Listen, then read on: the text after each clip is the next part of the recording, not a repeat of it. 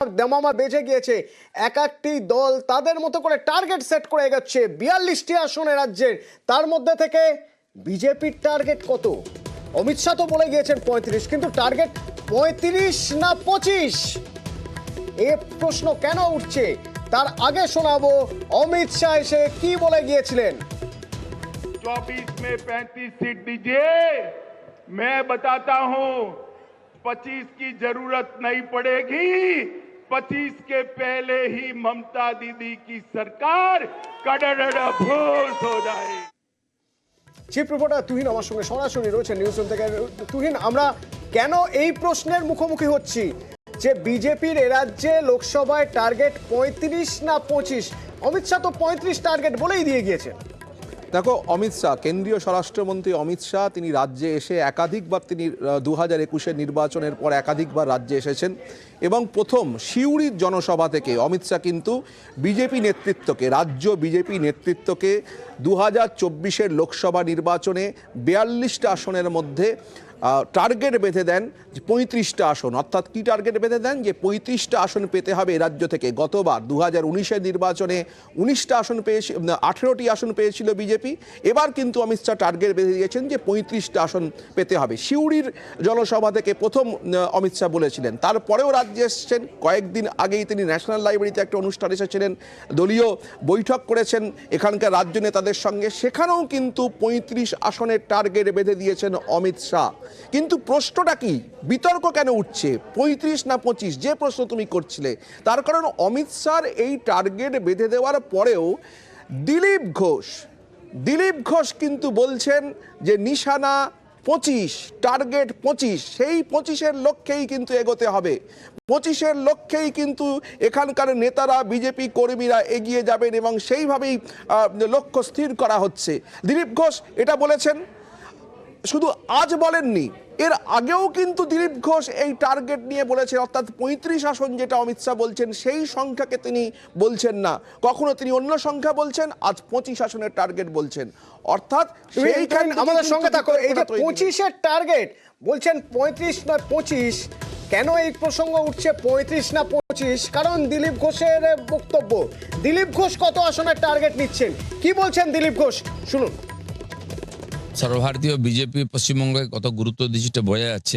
সবসময় টার্গেট বেশি দেন। অমিত শাহ গতবারে 22 দিয়েছিলেন, আমরা তো করে দেখিয়েছি 18টা সিট দিয়েছি। সেই জন্য আশা আছে যে বাংলার লোক বিমুখ করবে না, বাংলার কর্মীরা পারবেন। কিন্তু এখানে আবার আরেকটা প্রশ্ন, রাজ্যেরই আরো দুই নেতা সুকান্ত মজুমদার, অগ্নিমিত্রা পল, বিধায়ক অগ্নিমিত্রা পল, তারা তো বলছেন সেই 35। আমরা পাখির চোখ করে এগোচ্ছি, আমাদের 35টা আসন চাই এবং আমরা নিয়েই ছাড়বো। লোকসভার দামামা বেজে গেছে, হাতে আর 3 মাস সময়, সম্পূর্ণভাবে সমস্ত লক্ষ্য আমাদের পশ্চিমবঙ্গে। চার্জড আপ এখন আমাদের কর্মীরা, উৎসাহিত। আগামী দিনে শুধু রাস্তায় গেরুয়া ঝড় দেখবেন। মাননীয় গৃহমন্ত্রী যে 35টি আসন আমাদের সামনে বেঁধে দিয়ে গেছেন, আমরা চোখে সেটাকেই টার্গেট রাখছি, পাখির চোখ করে সামনের দিকে এগিয়ে যাচ্ছি। নিউজরুম থেকে তুহিন রয়েছেন। তুহিন, বলা হয় মেঠো রাজনীতির জন্য নাকি পপুলার দিলীপ ঘোষ, তো গ্রাউন্ড সিচুয়েশন বুঝেই কি দিলীপ ঘোষ 25-এর কথা বলছেন? তার কি মনে হচ্ছে যে 35, দিল্লি থেকে এসে 35 বলাটা বেশি হয়ে গেল, 25 টার্গেট করাই ঠিক? দেখো, যে বাইটগুলো আমি শুনলাম তার মধ্যে কিন্তু দিলীপ ঘোষের যে আমরা অংশটা, বক্তব্যটা শোনালাম, ওটা ছাড়াও কিন্তু আর একটা বক্তব্য আছে যেটা আমরা দর্শকদের হয়তো এখন শোনাতে পারলাম না। সেখানে দিলীপ ঘোষ স্পষ্টভাবে 25 আসনের কথা বলছেন। সেই বক্তব্যটা যদি থাকে আমি পিসিআরকে বলবো সেটা শোনাতে। আর তুমি যে প্রশ্নটা করলে, তুহিন সঙ্গে থাকো, ওই বাইট, ওই বক্তব্য শোনাবো আমরা। নিশানা একদম পরিষ্কার, 2024-এ 25টা সিট, সেই দিকে তাকিয়ে আছি আমরা। আর আমাদের কর্মীরাও সেই দিকে তাকিয়ে লড়াই করছেন। গত বছর আমরা অনেক ঘাত প্রতিঘাতে কাটিয়েছি, নতুন বছরের সূর্যোদয় দেখলাম আজকে। তুহিন, যে বক্তব্যের কথা তুমি বলছিলে, নিশানা একদম পরিষ্কার, 25টি আসন টার্গেট। একদম, যেখানে অমিত শাহ এসে রাজ্যে বলে যাচ্ছেন যে 35 আসন টার্গেট বেঁধে দিয়ে যাচ্ছেন রাজ্য নেতাদের, বিজেপি নেতৃত্বকে। আগামী লোকসভা 2024 লোকসভা নির্বাচন যা একেবারে দোরগোড়ায়, তাকে সামনে রেখে সেখানে দিলীপ ঘোষ কেন 25 আসনের কথা বলছেন, রাজ্য সভাপতি সুকান্ত ঘোষ 35 আসনের কথা বলেছেন, কিন্তু একাধিকবার দিলীপ ঘোষের মুখে কিন্তু এই 35 আসনের কথা শোনা যাচ্ছে না। এবারও কিন্তু দেখলে তুমি যে একেবারে পরিষ্কারভাবে দিলীপ ঘোষ কিন্তু 35 নয় 25 আসনের কথা বললেন। এবং তিনি কি বললেন, রাজ্যের যারা কর্মীরা রয়েছেন, নেতারা রয়েছেন, তারা সেই 25 আসনের লক্ষ্য নিয়েই কিন্তু তারা নির্বাচনে লড়বে এবং সেই লক্ষ্য নিয়েই কিন্তু এগিয়ে যাবে। এতেই কিন্তু রাজ্য নেতাদের মধ্যে, রাজ্যের বিজেপি কর্মীদের মধ্যে একটা বিজেপি কর্মীদের অন্দরে একটা দ্বন্দ্ব তৈরি হচ্ছে এবং তাদের মধ্যে একটা বিভ্রান্তি তৈরি হচ্ছে। তাহলে তারা কোন লক্ষ্য নিয়ে এগোবেন? অমিত শাহর বেঁধে দেওয়া 35 নাকি দিলীপ ঘোষের বেঁধে দেওয়া 25? এটাই কিন্তু এখন তাদের মধ্যে সব থেকে বড় প্রশ্ন। লোকসভা ভোটের খুব দেরি নেই, একেবারে দোরগোড়ায় লোকসভা ভোট, দামামা প্রায় বেজে গেছে বলে। এবং সেই জায়গায় এসে এমনি তুমি জানো যে জেলায় জেলায় বিজেপির যে অন্তর্দ্বন্দ্ব রয়েছে সেটা কিন্তু ক্রমশ প্রকাশ্যে এসেছে। বিভিন্ন জেলায় বিভিন্ন নেতাদের মধ্যে গোষ্ঠী কোন্দলের খবরও প্রকাশ্যে এসেছে। এবং অমিত শাহ যখন দু একদিন আগেই কলকাতায় এসে দলীয় নির্বাচন নিয়ে দলের বিভিন্ন স্তরের নেতাদের সঙ্গে বৈঠক করলেন, সেই বৈঠকের মধ্যেও কিন্তু এই দলীয় কোন্দলের কথা উঠেছে এবং যথেষ্ট অস্বস্তিতে পড়েছিলেন রাজ্য নেতারা। এবং এবার এই 35 আসনে বেঁধে দেওয়ার টার্গেট, 35 আসন বেঁধে দেওয়ার অমিত শাহর পরও এই 25 আসনের টার্গেট আবার নতুন করে দিলীপ ঘোষের কথায়, তাতেও কিন্তু নতুন করে একটা বিভ্রান্তি তৈরি হয়েছে দলের অন্দরে, রাজ্য নেতাদের মধ্যে এবং সেই সঙ্গে জেলার বিভিন্ন স্তরে যারা কর্মীরা রয়েছেন, যারা এই মাঠে নেমে কাজটা করবেন, মাঠে নেমে লড়াই করবেন 2024 লোকসভা নির্বাচনে, তাদের মধ্যেও কিন্তু বিভ্রান্তি তৈরি হচ্ছে।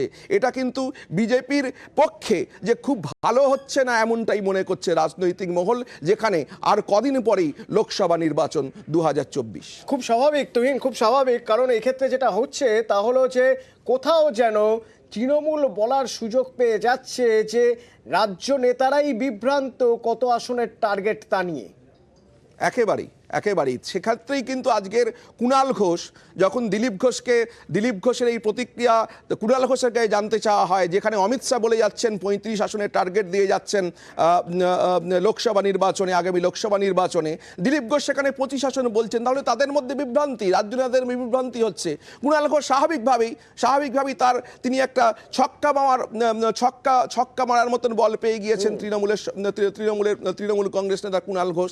তিনি বললেন যে বাস্তবে কিন্তু এই 35ও হবে না, 25ও হবে না, 15ও হবে না, আসলে হবে 3। অর্থাৎ অস্ত্র তুলে দিচ্ছে বিজেপির নেতারাই তৃণমূলের হাতে অস্ত্র তুলে দিচ্ছে, যা কিন্তু লোকসভা নির্বাচনের আগে বিজেপিকে রাজ্য বিজেপি নেতৃত্বকে আরও অনেক চাপে রাখবে বলেই মনে করছে রাজনৈতিক মহল। ধন্যবাদ তুহিন, তুমি বলছিলে কুণাল ঘোষের বক্তব্যের কথা, সেই বক্তব্য আমরা শোনাচ্ছি। অমিত শাহ 35, দিলীপ ঘোষ 25, আরেকজন গেলে দেখবেন 15, 5, এইভাবে বিজেপির আনুমানিকগুলো কমতে কমতে আসল রেজাল্ট বেরোলে দেখবেন 3-এর কমে আছে। আরে দিলীপ ঘোষই তো চাইছেন শুধু উনি যেখানে দাঁড়াবেন সেটার কোনো ক্রমে ওনার নিজেরটা, আর বাকি সবকটা হারুক। পুরনো বিজেপি দিচ্ছে ডাক, বাংলায় পদ্মফুল শিবির নিপাত যাক। 35 না 25 এই দ্বন্দ্ব যখন চলছে